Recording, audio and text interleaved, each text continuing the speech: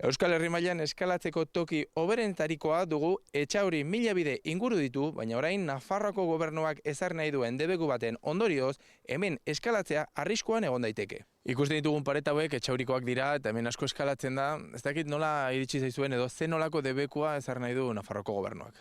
Bueno, beraiek egindako proposamena utziko lukete ezkerreko alde guzti hau libre, bai eskalatzeko bai ekipatzeko arazorik gabe.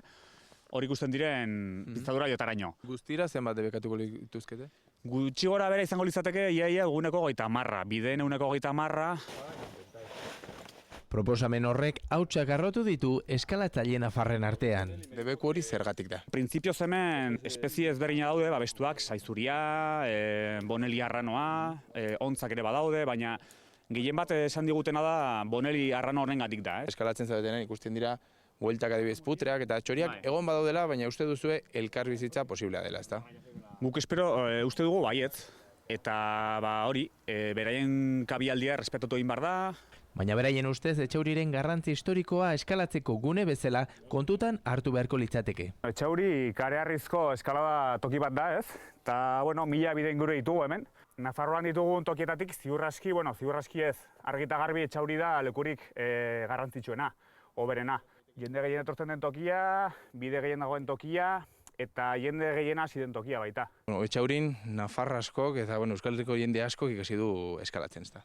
Bai dudari gabe. Iruña inguruko mendizale gehienak, orain dela mendizaletasun hasi zenetik, hemen ikasi dute soka manejatzen, hiltzea jartzen den hasiera, mosketonak. Zuek zarete esaten duzue txori horien lehenengo defendatzaileak.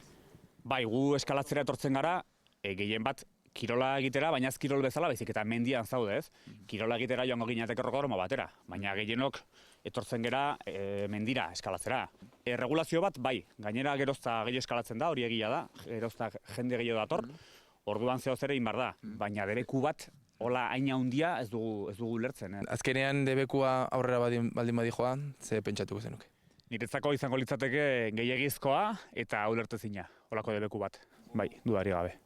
Ikusiko dugu hurrengo asteetan zer gertatzen den. Ea Etxauriko paret hauetan eskalatzaileek orain arte bezala eskalatu dezaketen edo Nafarroako gobernuak proposatu duen debekua azkenean ezartzen duen. Etxauritik Aitor Perez, Euskal Herria zuzenean.